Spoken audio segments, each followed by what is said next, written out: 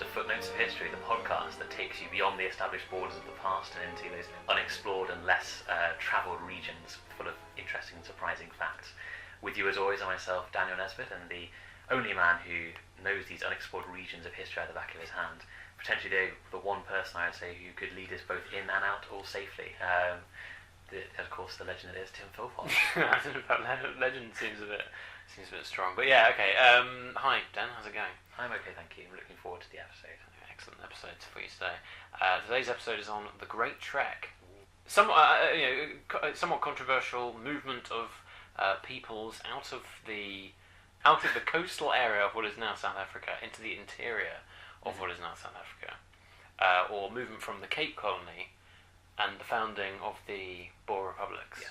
It caused huge amounts of huge upheaval and was. I think it has a patchwork of a sort of patched history. Yeah, I think as we'll see, it's people who strongly believe it was almost like a messianic type of march out of the desert in many ways into like a better place, and a foundational myth for basically a whole country, which became South Africa. Yeah. On the other hand, you're seeing it as very sort of a violent, almost land grab from the indigenous people who already lived there. So I think it's quite an interesting one. I'm hoping our listeners will enjoy as well. Indeed, yeah. I think actually, perhaps you should say you have a slightly more personal connection to this one than not personal connection, but like well, no, you do have a personal connection. I think I should probably actually apologise firstly to my mum, who doesn't actually listen to this episode because she was forced to learn about the Great Tract every single year that she was at school in South Africa when she was growing up. So, okay. Mum, you can skip this one.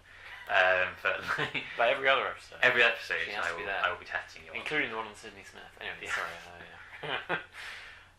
So I think the best place to start off would be looking at what is known as the Cape Colony. So those we should start with a sort of overview of the situation. I think so. So just to clarify, the specific period we're talking about at this particular point in time. Well, the Great Tract. It's sort of quite it's quite a blurred sort of boundaries of period of the time period, isn't it? But what does 1835 to 46 sound like to you? Yeah, I think 1835. Yeah, 1830s to 1840. I'd say that around that time for the actual track itself. But I think to set the scene, we have to go back about 10-15 years before that. Absolutely. And to look at, it's around the Napoleonic Wars, and the area that we're talking about now, it was known as the Cape Colony. So it's... Well, sorry, but then the origins of the Cape Colony as well. Yes. Because it's just a bunch of Dutch people, just on the very... No, it's just... Yeah. The Cape Colony is probably the first outpost of European exploration in what we now see as South Africa. By the time we're talking about in the 1830s, it was around 100,000 square miles, so about a quarter of modern day South Africa's landmass. And as Tim rightly pointed out, it was first discovered a lot earlier than we're talking about, around 1600s. Yeah. By the Dutch. Yeah. I was going to just butt in there. The population at about 1815 is about 26,500 people. So it's not a huge amount of people. No, not at all. But yeah, carry on. Sorry. So it was discovered and first settled and colonised by the Dutch, who saw it as an outpost and an area to sort of just a way station on the way into their colonies in the East Indies. And then they settled it. Cape Town, the area was established around this time, and then we skip forward for a few hundred years. We see successive waves of migration coming in, some from France, some from Germany. But the next phase we really want to look at is the Napoleonic Wars. So from late 1700s through to 1815, and during the wars, which were obviously mainly between Britain, France, and the rest of the European powers, it was quite a hotly contested area because it was quite strategic. It changed hands a few times from firstly the Dutch, then when France took over Holland, and then they took the colony, the British took it, and then changed hands a few times. But at the end of the war, 1815, it was assigned over to the British, who gained control of this very key strategic area, which was a big boon.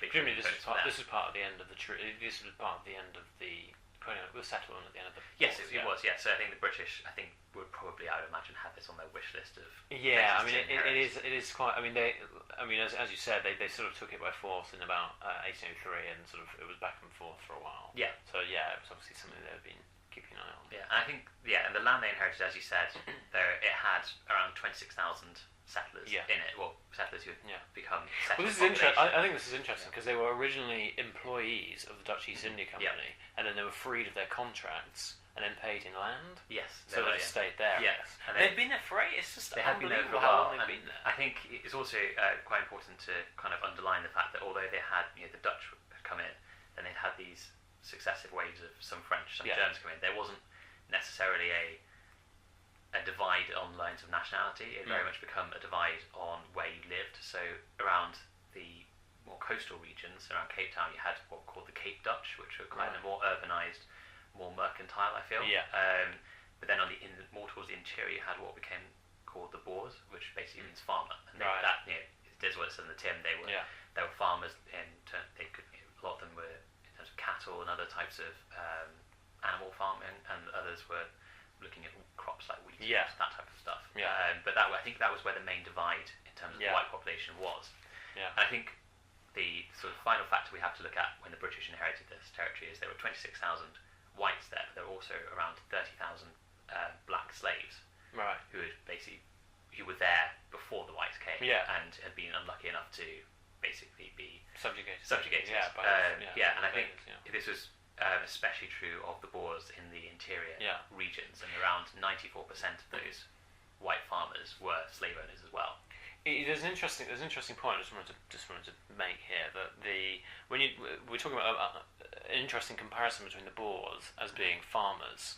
They're obviously living off their land, whereas the divide between the Boers and the merchants is very much like, although the names are different and the context is different, I am seeing a sort of similarity between a sort of a slightly wealthier, say, merchant class who can afford to be, they're a lot more sort of, say, close to the central government sort of administrative, and more sympathetic towards the central government, as it were, and a sort of the farmers who are much more like, they don't have a lot, but what they do have is their status as masters of these slaves, essentially, and they're quite because their livelihood is dependent on land. They're quite belligerent as well with their neighbours. Yeah, I think masters of slaves are also masters of their own land, their own patch of land. Yeah.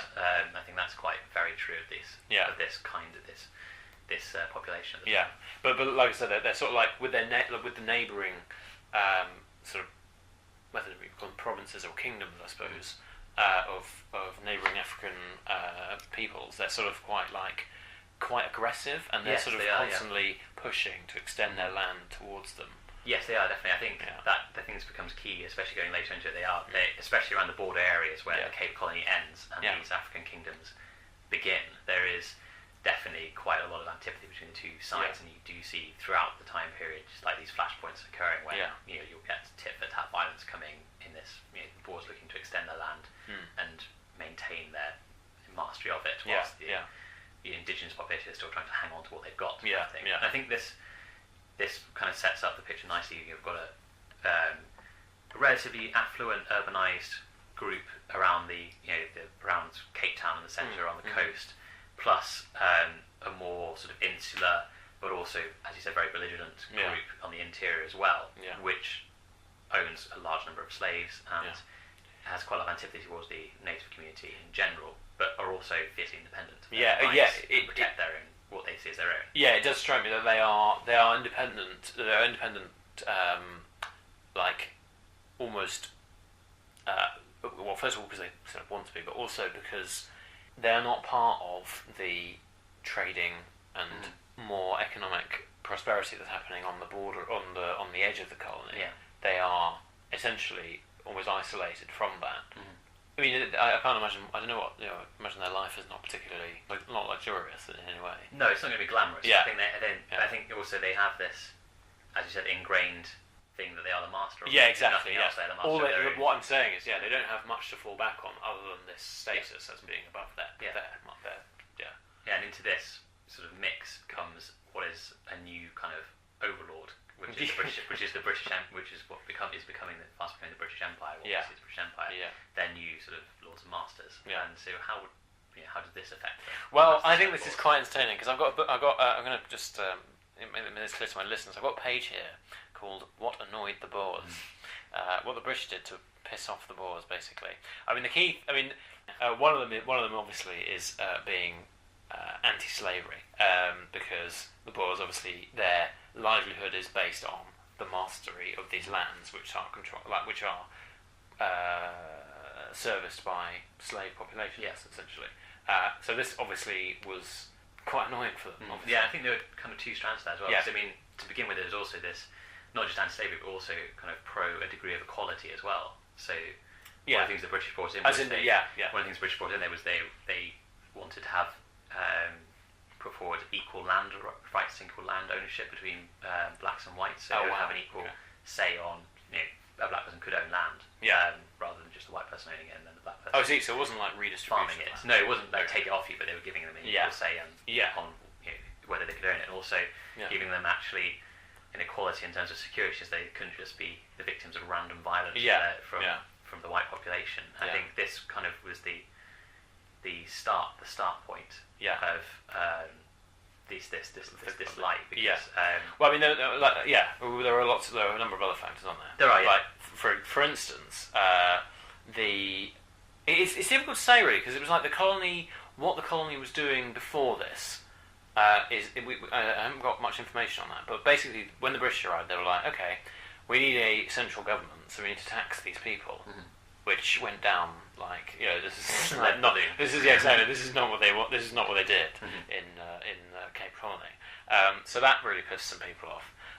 Then the official imposition of the English language on what was essentially a ragbag of French, German, and Dutch speaking population. Yeah. Can you imagine anything more ridiculous? And I think the thing that really rankled with them is that Dutch now being subordinated to English in things like the civil service, sort of the official sector, and also in the law as well. Yeah. So if you are a Boer who's being taken to court, then you can't really defend yourself in your own language.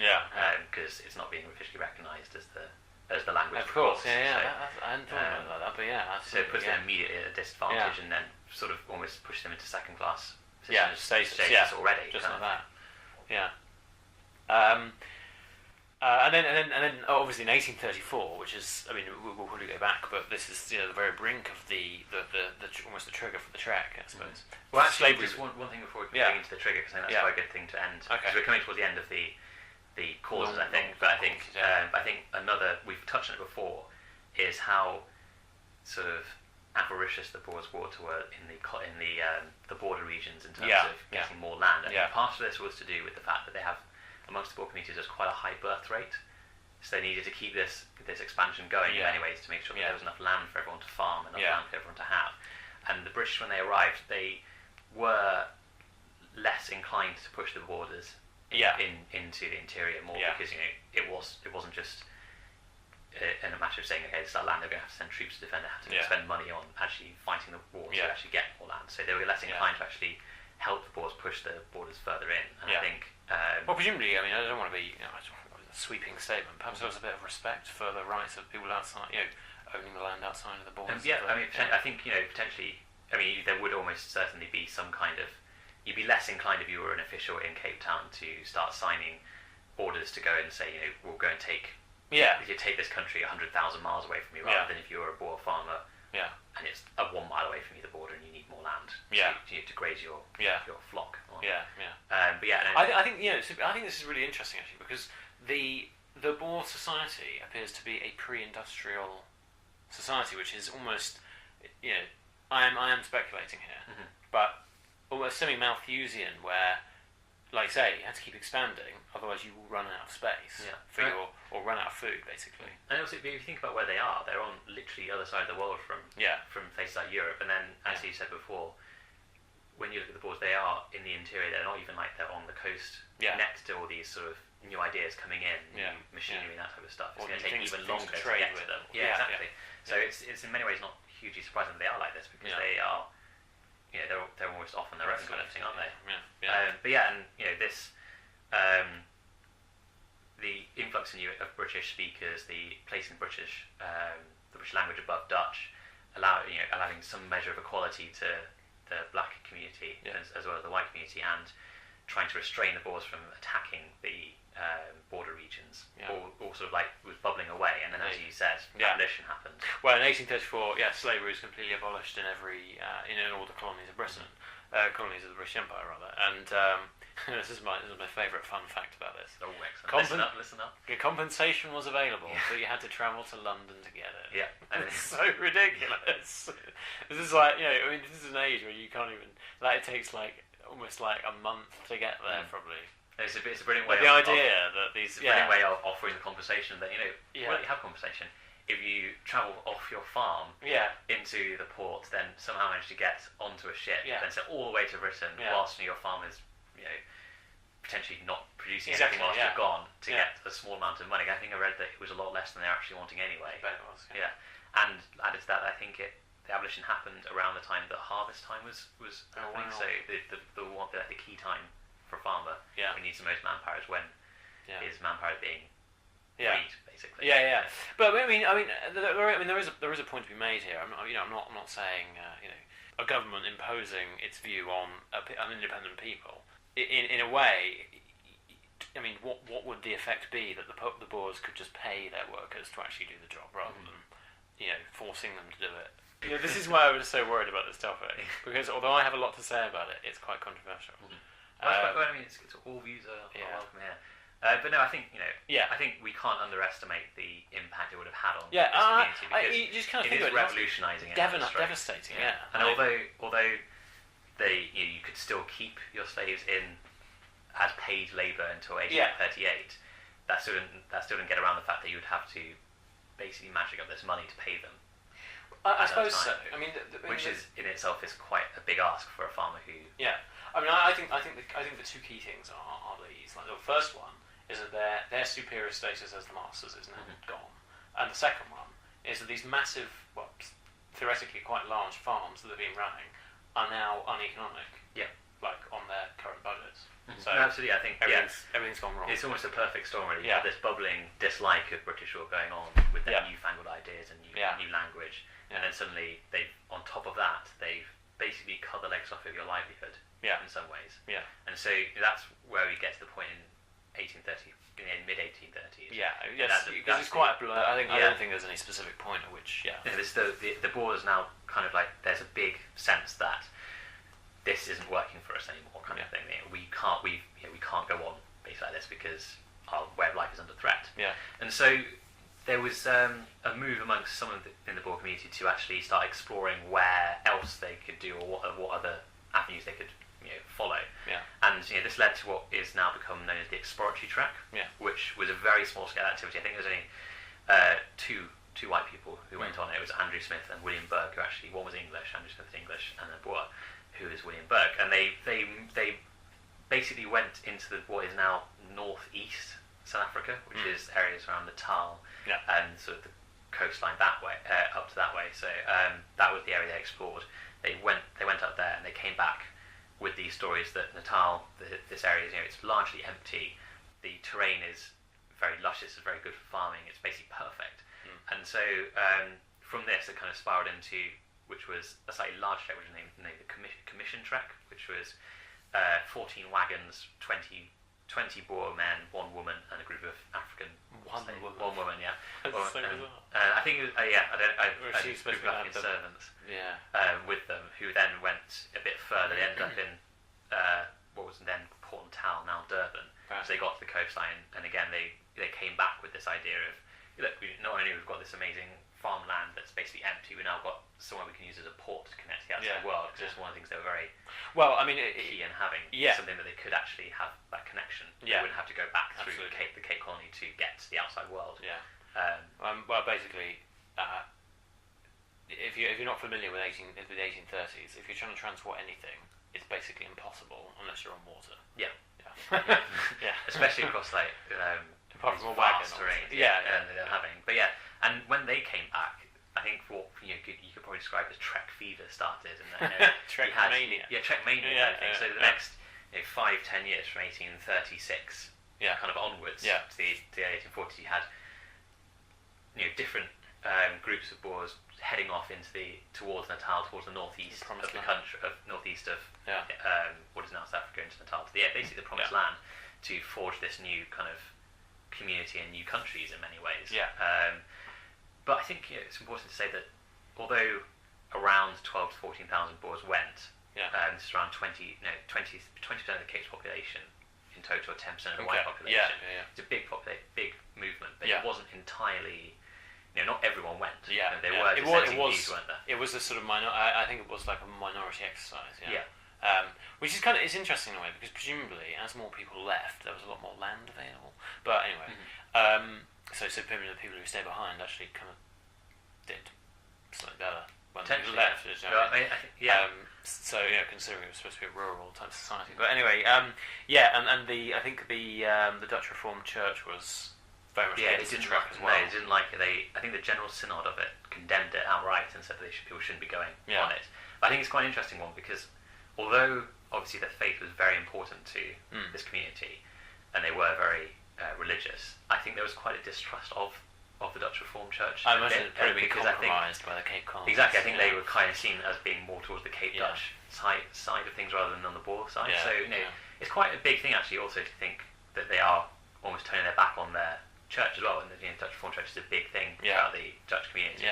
But they actually, I think that they did take clergymen, but I think they're from different denominations too, on the bigger tracks with them, but they weren't from the Dutch Reformed Church. Some up and coming denominations that were still looking for. Exactly. Whereas I think the Dutch Reformed Church said it would lead to godliness and the decline of civilization. The Great Tract. So and then of course we have the Cape Dutch, who were they were more urbanised. They weren't necessarily anti-British, because they were probably doing relatively well out of it, because they were in the area. Well, plus, I mean, I imagine as well, they probably didn't really affect them that. That's quite a sweeping statement. Maybe the docks, perhaps there were slaves in the docks, I'm not sure, but again, I think you're right that they didn't have this. They didn't have the same outlook in life as Boers did, reliance on this labour, and this image of themselves as being masters of their own land, and as independent as possible. And do you have anything about what the British thought of this? Moving people from their lands. Well, I think they were like, well, we're not going to stop you, which is quite, this is quite interesting at this point, because I think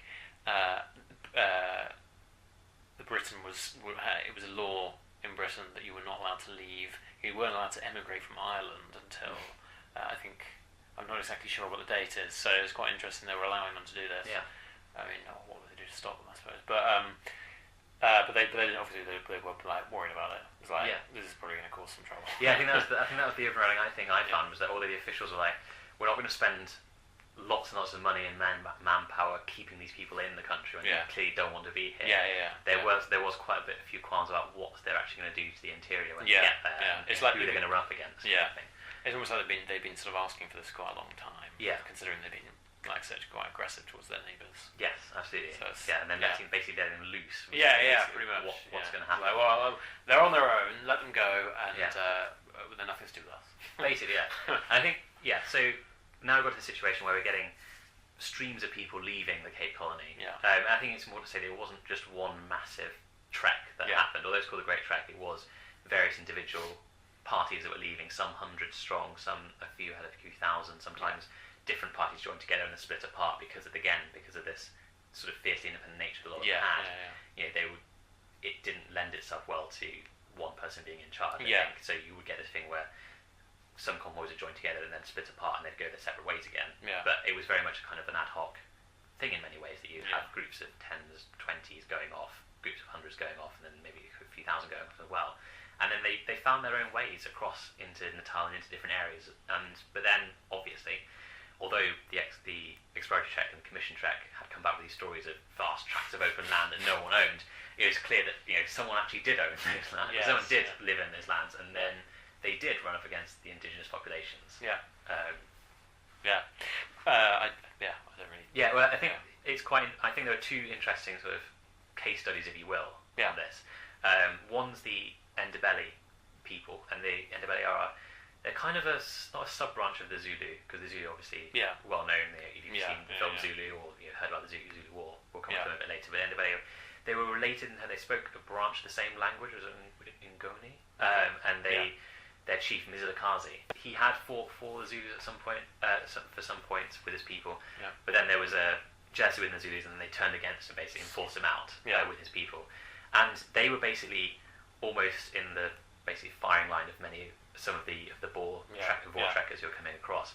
In the period we're talking about, in sort of mid-late 1830, 1836 onwards, really, the Ndebele had settled in what is now Free State, which is northeast central South Africa, and they basically ran into a Boer patrol, and immediately there was kind of confrontation between the two groups. Obviously, the Boers are coming through with a huge number of cattle and sheep and presumably feeling quite vulnerable as well. Yeah, I think so. Yeah, and then they, yeah. and I think and they were attacked at one point. At a certain point, at the end, they did attack them.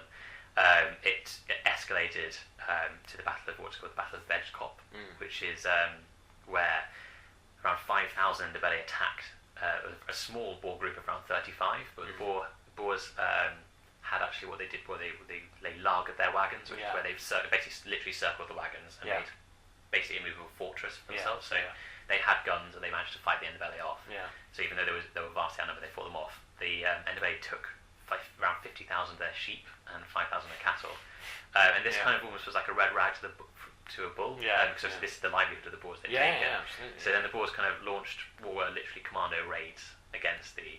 We get the word commando from the Boers because their group of like hit and run lightning tactics, which was they had horses, they had guns, they had neither. So then basically sort of harassed them around the area for the following year, burned 20 or so settlements, recovered some of their cattle to the point where the Ndebele basically just gave up and migrated further north to get away from it. They settled in what is now modern day Zimbabwe, and they're one of the sort of ethnic groups within Zimbabwe still is from the Ndebele people. So this is one of the things we see from the Great Tract is the Boers displacing other populations. So this is a very clear one. They basically was two civilizations meeting and the superior tactics and firepower of the Boers telling in many ways. Well, I suppose the technology as well. I mean, there is a sort of slight imbalance there, isn't there? There can be imbalance. I mean, they had horses and they had guns. They could mount these lightning raids and always come out of nowhere to attack settlements and keep people sort of wrong-footed constantly. So I mean, that is one sort of result of it, and the other one is what happened when they ran up against the Zulus. Zulu is obviously they're the preeminent power in southern Africa at this time. Well, they're sort of like an empire, aren't they? They are an empire. Shaka, who was the king who made them great. In many ways, he was uncompromising in terms of basically just destroying other groups and subsuming them under the Zulu rule. And then nice guy. Yeah, basically. And by this time we're looking at now, and again it's mid 1830s. His brother has taken charge because Shaka's been assassinated because he's become so mentally imbalanced, basically. Because I think it was the death of his mother. He basically started implementing all these rules like. That was a fun fact. He literally, I think he seemed to lose it after his mother died. I think it was his mother, and so there was all these edicts coming down, like children had to be killed so they wouldn't know the grief of losing a mother or something like that. And people who became pregnant in the year that the mother died were killed, and it was just horrific. And so I think people, including his brothers, had him assassinated basically.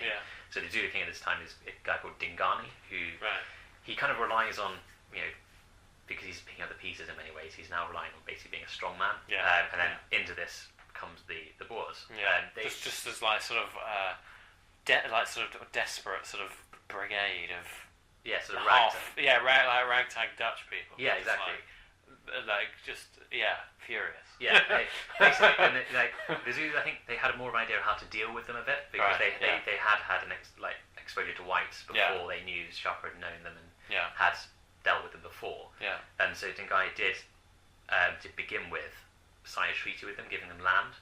But then he took the delegation that came to him and said, "We're going to basically invite them to a big party." Big celebration. This went on for a couple of days, and then at the climax of it, he stood up and shouted out in what is basically translated as "catch the wizards" or "seize the wizards," which was the Boers. They grabbed the Boers, they dragged them onto a nearby hill, and beat them to death, basically. And then after they killed this delegation, they went and launched an attack on the rest of the party, which was around 500 strong, overwhelmed them and massacred them near a town of Wiener, which translates as weeping. Basically, in memory of the massacre.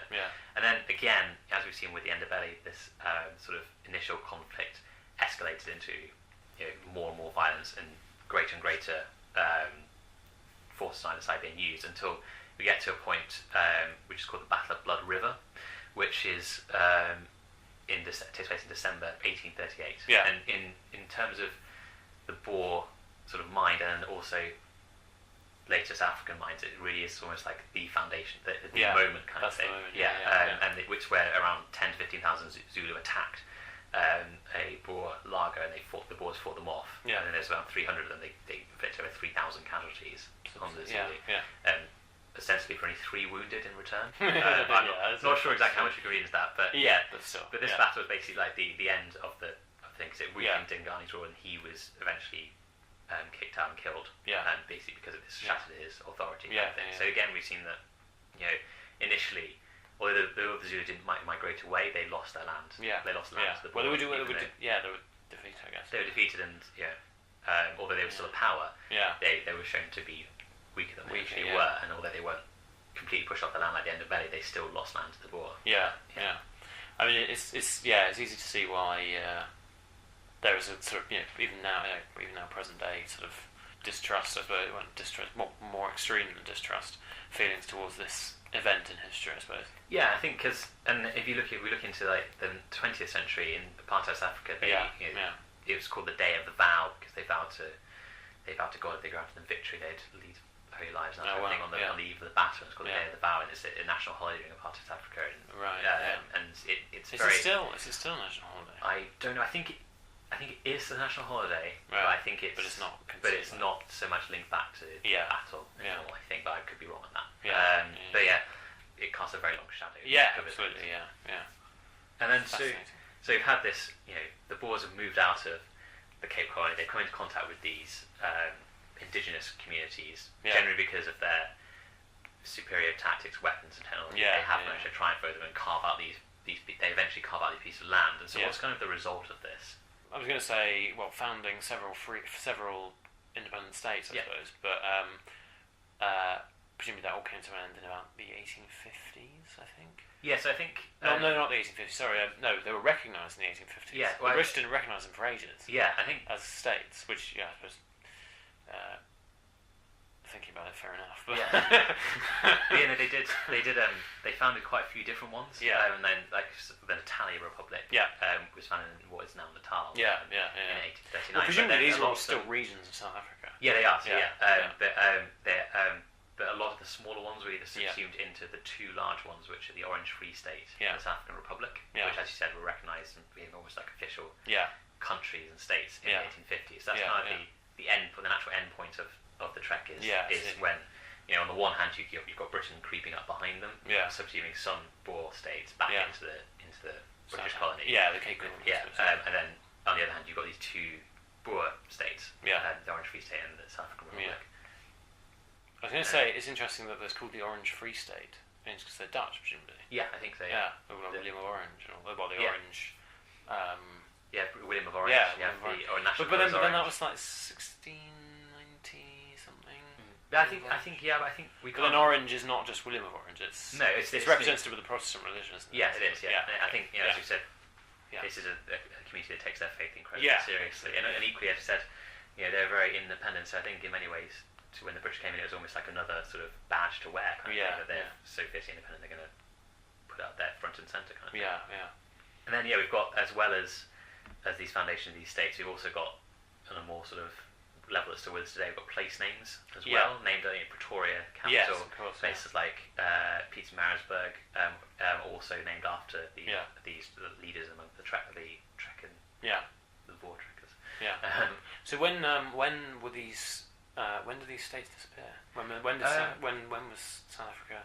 Well, even though they escaped the British, they didn't escape them entirely. So kind of like after the Boers went north-east, the British sort of slowly but surely incrementally came after them in terms of the country expanded, what became South Africa expanding, and then we had things like in the 1870s the Zulu War where they took they secured hold over Natal, the British, and then they kept going more and more north, and then as it came closer to the 2 Boer states, the sort of antipathy between them kind of escalated into in the 1880s. You had the First Boer War, and then British lost that one, so the Boer states remained, but then the British came back, and they were back at the end of the 19th century, so like the very closing stages of it in 1899, I think it started, and then went through to 1982, which is when I think basically British numbers eventually told on the Boers, even though they could use these hit and run tactics and these skirmish tactics to great effect. The British were, I think, just too much for them in terms of numbers in the end.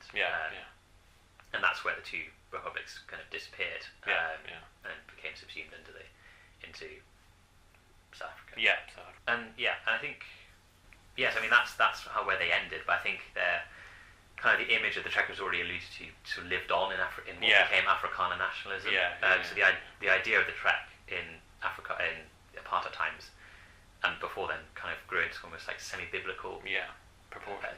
Proportions, exactly. And it became the exodus of the chosen people, kind of was equated to Moses leading the Jews out of Israel, kind of thing. And the centenary of the Battle of Blood River in 1938 was a big thing. It was very highly celebrated. And it was a big sort of boon to the National Party, who were the sort of party who led into apartheid. Basically, So do you want to go further reading? Yeah, so I have a couple of things. One is called The Afrikaners, a biography of a people, by Herman Gilleme. And that's it gives a good overview to who the Afrikaners are, where they came from, which is obviously the Great Trek, and everything. And another thing is it's actually an audio series called The Day of the Dead Moon by a historian called David Rattray, it's more focused on the Anglo-Zulu War, but the first part of it is all about sort of the history before that, so the Great Trek, and then when the Boers coming into contact with the Zulus. It's very interesting. Really a very good one. So after that, I recommend it. Just thinking about the exertions of the Great Trek. Indeed, it's just exhausted me listening to it. I think we should end the episode? I can't remember how we usually end it. Oh, we just end it with double play music. Thanks for listening to Footnotes of History. For more episodes, visit footnotesofhistory.com and subscribe. Or, if you want to suggest an episode to us, email us on episodes@footnotesofhistory.com. You can also follow us on social media at FOH Podcast on Twitter, and we're also on Instagram and YouTube. Thanks for listening.